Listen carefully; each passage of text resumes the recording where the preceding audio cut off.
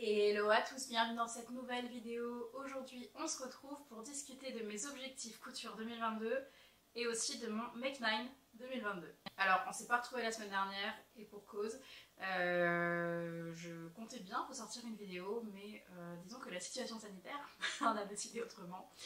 Écoutez, ce n'est que partie remise, donc j'ai le plaisir de vous retrouver aujourd'hui. Sachez que ça va. Ça va, voilà. Ça va mieux. Bref, parlons de choses plus réjouissantes que ça. Aujourd'hui, du coup, j'ai envie de discuter un petit peu avec vous de mes envies pour l'année qui arrive en termes de couture. Au début, je voulais juste vous faire une vidéo Make 9 et puis j'ai quelques objectifs qui me sont venus en tête. Et pour un de ces objectifs, il y a eu le compte de mon métrage de tissu. C'est-à-dire combien de mètres de tissu j'ai en stock, et croyez-moi, une fois que j'ai additionné tous mes coupons, et ben j'ai pris une bonne claque et voilà. Donc on va en discuter dans cette vidéo. Si vous avez des idées de combien de mètres de tissu j'ai en stock, je vous invite à me mettre un petit commentaire avant que je vous donne la réponse.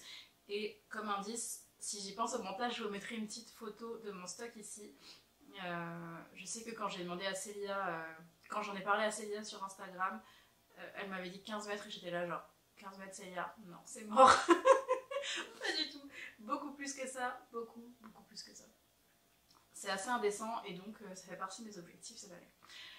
J'ai longtemps hésité sur est-ce que je commence par mon Make 9 ou est-ce que je commence par mes objectifs et je me suis dit que au final ça n'avait pas beaucoup d'importance.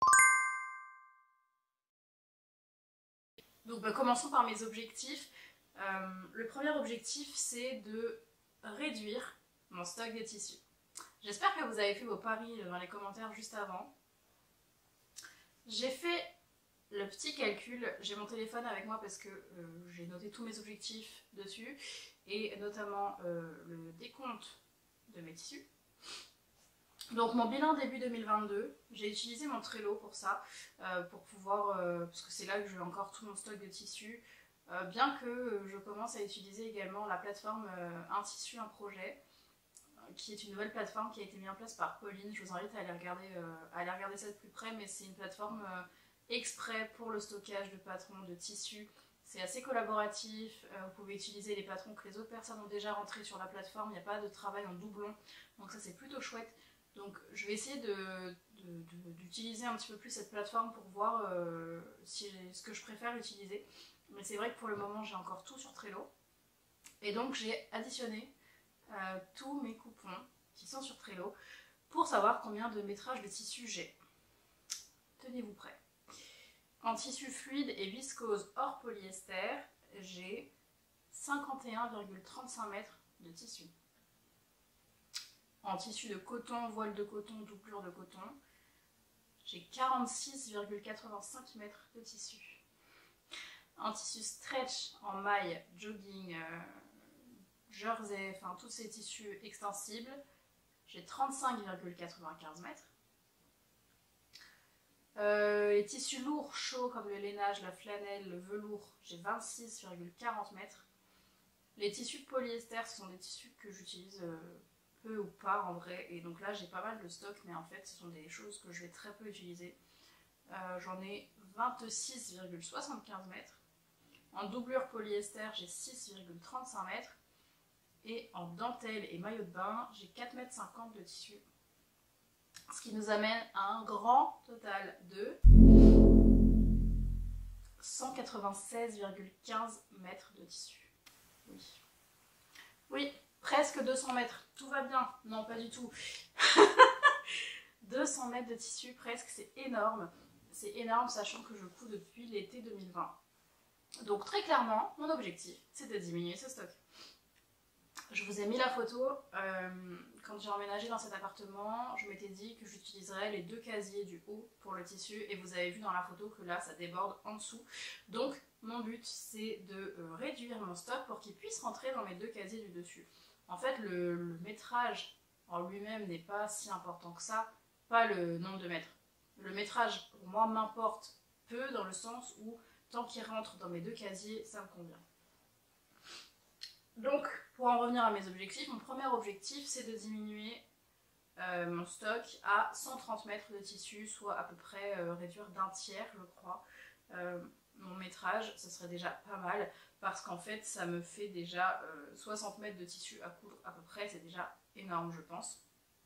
Donc j'ai essayé de fixer des objectifs assez raisonnables, me dire que je vais réduire mon stock à 50 mètres, ça me semble assez irréalisable, à moins de vendre des coupons, ce qui n'est pas exclu, s'il y en a qui me plaisent moins ou plus, mais voilà. Donc en termes d'objectifs raisonnables, 130 mètres de tissu restant à la fin de l'année, pour pouvoir mieux maîtriser mon espace de stockage en fait.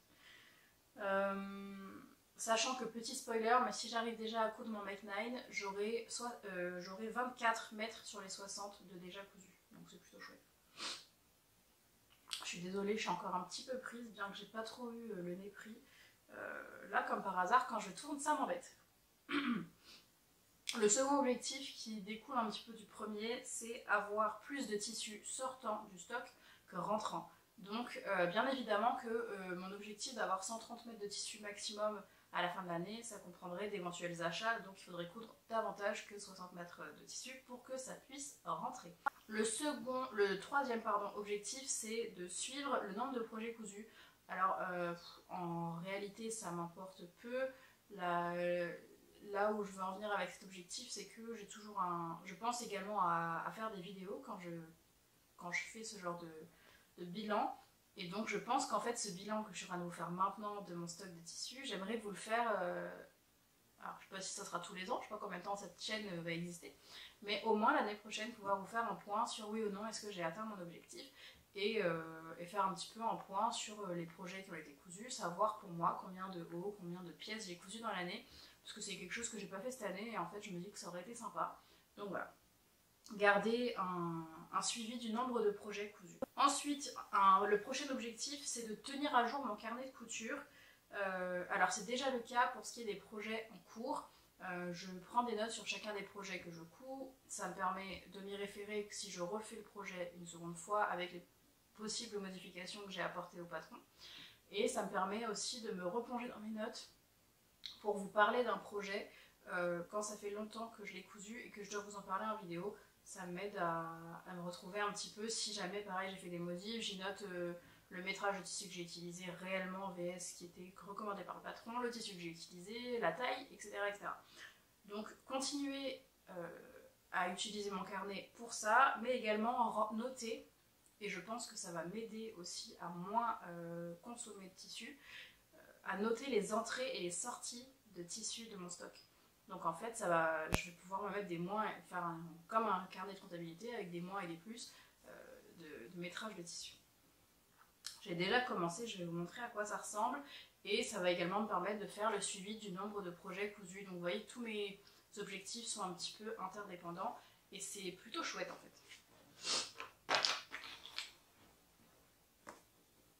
Donc voilà mon carnet de couture, il n'y a rien de foufou, hein, c'est juste c'est un cahier à la base qui est fait pour faire du bullet journal, et je m'en sers comme carnet de couture. Donc voilà ma page d'entrée et de sortie que j'ai préparée. Alors ça va sûrement être inversé pour vous, je vais voir si je le retourne à l'image. Mais grosso modo, je me suis mis entrée, sortie, je me suis fait une colonne plus ou moins, une colonne avec le métrage et une colonne avec le projet. Et je compte comme ça le dérouler toute l'année. Là j'ai fait une bande rose pour janvier, quand ce sera février je referai la même chose. Et à chaque mois, je verrai si je pense à vous les inclure en bilan couture, mais je me mets ici également le stock total de tissu que je possède. Comme ça, je verrai à la fin de chaque mois si oui ou non j'ai réussi à diminuer mon stock et de combien de mètres.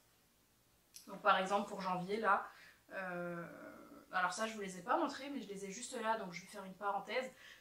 Les seuls achats soldes que j'ai fait cette année, ce sont 2 tissus de chez Églantine et Zoé, j'ai voulu me faire plaisir. Puisque ce sont des tissus sur lesquels j'avais l'œil depuis longtemps. Ce sont des sergés de viscose que je vais vous montrer tout de suite. J'en ai pris 2 mètres de chaque, un qui est vert sapin, l'autre qui est blanc. Donc vous voyez que là j'ai mis plus en rouge, 2 fois 2 mètres, et l'intitulé du tissu. Ensuite j'ai mis un moins parce que j'ai commencé à coudre certaines choses. Et voilà, juste un bilan des entrées et des sorties. Donc pour la micro-parenthèse, voilà le tissu Ah bah là elle est belle la couleur, dis donc. Je vous l'ai montré sur Instagram ce matin et la couleur rendait pas du tout. Là ça rend super bien, mais je pense que c'est parce qu'il n'y a plus de soleil. Donc voilà, ce magnifique sergé de viscose, il est incroyable. Hop, je le trouve magnifique. Et j'ai pris exactement le même en blanc. Et là le lurex est beaucoup plus rose gold et sur l'autre il est vraiment doré doré. Voilà. J'ai déjà eu des retours de certains d'entre vous, notamment d'Aurélie, si tu passes par là, je te fais un coucou, qui m'a dit qu'il se froissait énormément et qu'elle avait du mal, elle, à porter son vêtement tellement c'était un tissu qui se froissait. Donc je verrai si je rencontre le même problème, je vous tiendrai au courant, mais voilà, juste pour que vous le sachiez, vu que ce sont les retours que j'ai eus depuis ce matin. Donc c'était mes 4 premiers objectifs, revenons-en à nos objectifs. Le 5e objectif, c'est de continuer à améliorer mes finitions. Ça va dans la continuité de ce que je fais depuis le début de la couture. Je me mets pas de pression, mais je veux avoir de jolies finitions. Je porte aujourd'hui ma blouse Gladys que j'ai terminée ce week-end, que je vous ai montré rapidement sur Instagram. Ça fera, je vous en parlerai dans un prochain bilan couture, mais typiquement sur cette blouse, je suis assez contente de mes finitions. Et voilà, c'est quelque chose que j'essaye d'améliorer à chaque fois que je couds. Ensuite, un prochain objectif, c'est de continuer à apprendre de nouveaux points techniques. Et vous le verrez, mon Make 9, en fait, ce n'est pas un Make 9... comment dirais-je? C'est pas juste 9 projets comme ça que j'ai envie de faire sur le moment. Ce sont en fait 9 projets qui présentent chacun leur petit twist, leurs petites difficultés. Bien qu'il y ait plein de choses en fait que j'ai envie de coudre, et si je faisais juste un Make 9 de couture, je m'en serais pas sortie parce qu'il y a beaucoup plus que 9 projets que j'ai envie de faire. Mais les 9 projets que je vais vous présenter, ils ont tous un petit quelque chose qui fait que il y a une étape à franchir et un apprentissage derrière la couture pour moi. L'avant-dernier objectif, c'est de faire ou de refaire des événements couture comme j'ai pu faire l'année dernière en allant au CSF et en rencontrant en fait des personnes qui sont autant passionnées que moi de couture. C'est vrai que l'année dernière, j'ai eu le bonheur de rencontrer Célia qui est quelqu'un que j'aime beaucoup, que j'ai vu plusieurs fois. Pareil, après avec les filles, on est allé au CSF. C'était un super moment, une super journée. Et donc j'ai envie de pouvoir remettre ça cette année. Et enfin, mon dernier objectif qui est relié à la couture, c'est de ne pas acheter de vêtements, sauf si vraie nécessité. C'est-à-dire, typiquement, c'est quelque chose que je mets en place de plus en plus, de ne plus acheter de vêtements. Par contre, j'en ai acheté cette année, je m'en cache pas. J'ai acheté un jean notamment et des pantalons parce que avec mon nouveau boulot, j'avais besoin de m'habiller un peu, de m'habiller, oui, m'habiller business on va dire. Et j'avais pas trop de pantalons soit à ma taille, soit qui me plaisaient, soit voilà, enfin pas trop abîmés, etc. Et donc au lieu de les coudre, je les ai achetés parce que j'en avais une nécessité immédiate. Donc voilà, mon objectif c'est de continuer dans ce sens-là, d'acheter le moins de vêtements possible. Typiquement, moi acheter des trucs...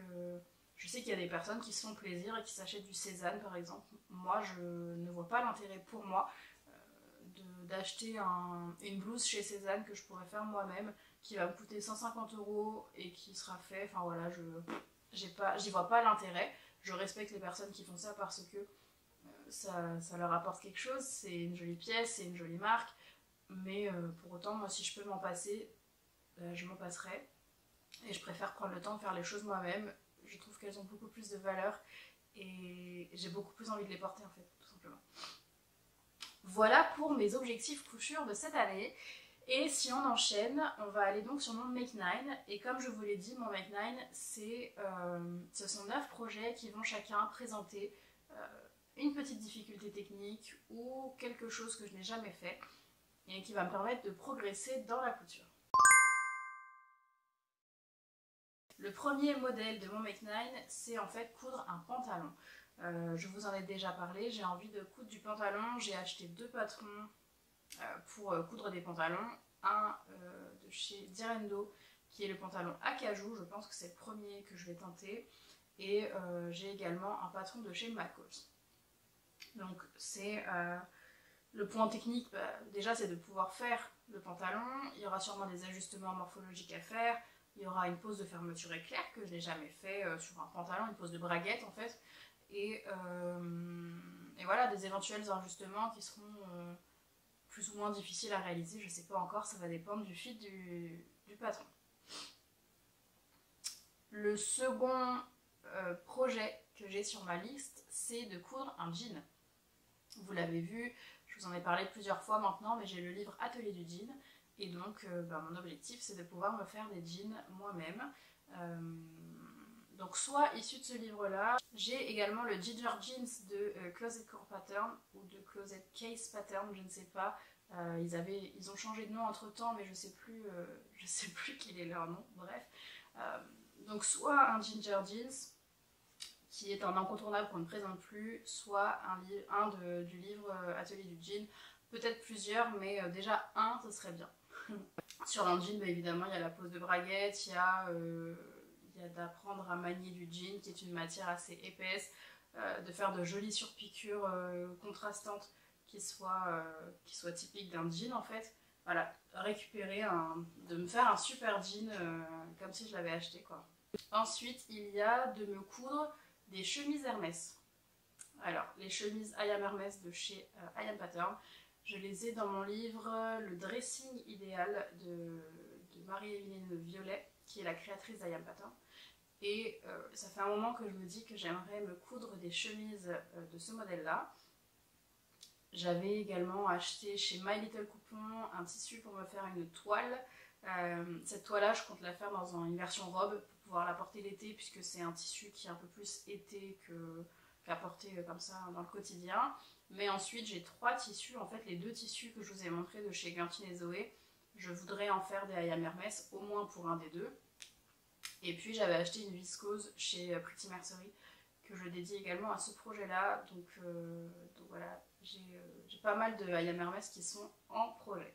Ensuite, le 4e patron, c'est de coudre, le 4e point de mon Make 9, c'est de coudre enfin ma robe Magnolia de chez Direndo. C'est honnêtement un des premiers patrons que j'ai acheté quand j'ai commencé à coudre. J'avais commandé la pochette chez Ma Petite Mercerie à l'époque et je l'ai toujours en fait, et je n'ai toujours pas cousu cette robe, je la trouve toujours très jolie. J'ai du tissu pour la faire, mais je me suis toujours pas lancée. Donc ce serait enfin coudre ma Magnolia. Et la difficulté technique que ça représente, là pour le coup, c'est de poser une fermeture éclair invisible. Ça paraît peut-être stupide, mais en fait moi j'en ai toujours pas posé, puisque sur tous les projets que j'ai cousus, ça s'est jamais présenté. Donc ce serait la difficulté technique sur ce modèle-là. Ensuite, mon 5e patron, c'est la robe Naïs. Donc je vous en ai parlé récemment, j'ai une broderie anglaise que mon chéri m'a achetée. Et la difficulté sur ce patron de la robe Naïs, ça va être de la doubler, puisque c'est une broderie anglaise et donc par définition il y a de la transparence. Donc je verrai quand je couperai le tissu si je double le haut ou bien uniquement le bas. Mais c'est pas un patron qui est prévu initialement pour être doublé, donc la difficulté elle sera là-dedans. Après ce sera juste une robe chemise, mais voilà, ça fait partie de mes objectifs de cette année. Le 6e patron sur mon Make 9, c'est en fait un projet qui est déjà en cours, qui est en cours depuis la fin de l'année 2021 et que je n'ai pas terminé. Il s'agit de mon manteau Carmen de chez Fibre Mood. Je l'ai déjà bien entamé. Simplement en fait en faisant le montage du manteau, j'ai fait une bêtise en montant les manches et en faisant une surpiqûre sur le devant de mon manteau. Donc il faut que je prenne le temps de le découdre et que je prenne le temps de le terminer. Je sais qu'il y a encore un peu de boulot, notamment parce qu'il y a des choses à défaire et ça me démotive un petit peu. Entre temps, j'ai eu le temps de coudre 3 autres projets, vous voyez. Mais voilà, donc un de mes objectifs, c'est quand même de terminer mon manteau qui est quand même déjà bien avancé. Le 7e projet, c'est de coudre la veste Nicole de chez La Maison Victor. C'est un patron de veste blazer un peu oversize que j'ai envie de coudre dans un tweed rouge et noir que j'ai acheté pareil quand j'ai commencé à coudre. Je crois que c'était quand j'ai commencé à coudre du vêtement, c'était en décembre l'année dernière, je pense que j'ai acheté ce tissu là. Non, en décembre 2020 je pense que je l'ai acheté. Oui c'est ça, parce que c'était pas en 2021. En décembre 2020, et je me souviens que c'était un coupon qui m'avait coûté genre 15 € les 3 mètres en solde chez les coupons de Saint-Pierre, que j'aime beaucoup. Et voilà, j'ai toujours imaginé en fait ce tweed dans le patron de blazer Nicole et je me suis encore jamais lancée dessus. Et donc là, ça serait l'occasion. Il il y a plusieurs points techniques, il y a un col tailleur, c'est du tweed, donc ça va forcément enfin c'est natté en fait le tweed, donc ça va forcément s'effilocher, etc. Et puis il y a également des poches, je crois que ce sont des poches passe-poilées sur la veste, donc il y aura quand même plusieurs défis techniques à relever là-dessus, et ça sera assez enrichissant, je pense. Le 8e point sur ma liste du Make 9, c'est de coudre un ou plusieurs sous-vêtements ou un ensemble de sous-vêtements issus de mon livre Atelier lingerie de Eclipse Lingerie Studio, Milena Sivette. Et là, les points techniques, il y en a plein et à foison sur la lingerie. Notamment, il y aura les matières qui sont assez, même si maintenant je commence à avoir joué avec pas mal de matières lingerie fuyantes, etc. On n'est jamais à l'abri. Il y a quand même pas mal de... Enfin, c'est des pièces qui me demandent beaucoup de minutie, beaucoup de précision. Ce sera toutes des choses que j'aurais jamais faites. Si j'arrive à me lancer dans un soutien-gorge par exemple, je serais super contente. Donc voilà, coudre de la lingerie et au moins 2 pièces de ce livre-là. Et enfin, celui-là il est facultatif, mais c'est un patron sur lequel mon œil s'arrête régulièrement. C'est le Trench London de chez La Maison Victor. En fait, il est dans un magazine que j'avais racheté sur Vinted parce que je crois, si je dis pas de bêtises, il est dans le même magazine que le polo Aspen et c'est pour ça que j'avais acheté le magazine à la base. C'était pour récupérer le polo pour mon chéri et en fait il y a ce trench dedans que je trouve très joli. C'est un trench qui est assez court, qui a qui a une jolie découpe. Je trouve que le modèle est très réussi, qui est toujours très actuel et donc j'aimerais bien me coudre ce trench. Alors après je sais pas trop, potentiellement dans une gabardine, hein, ce qui serait logique pour faire du trench. Moi j'ai 2 gabardines en stock là, une noire et une bleu marine. Initialement j'aurais voulu un trench kaki là, enfin pour ce modèle là, mais dans mon optique de réduire mon stock de tissu, si je n'utilise pas ma gabardine pour pouvoir me faire des pantalons, je pense que je ferai le trench dedans. Voilà pour cette vidéo, j'espère qu'elle vous aura plu. N'hésitez pas à me dire dans les commentaires quels sont vos objectifs couture pour 2022. Si vous aussi vous vous êtes fait une petite liste, un make 9 ou pas 9. Si vous avez un ou plusieurs patrons en tête pour cette année, des défis techniques à relever. Dites-moi tout ça dans les commentaires, je serai super contente de vous lire et de vous répondre. Bien évidemment, je réponds à tout le monde, même si parfois je peux prendre un petit peu de temps. En général, je suis assez active au niveau des commentaires, donc n'hésitez pas et je vous répondrai avec grand plaisir. Je vous retrouve très prochainement dans la vidéo de la semaine prochaine et jusque là, portez-vous bien. Ciao ciao.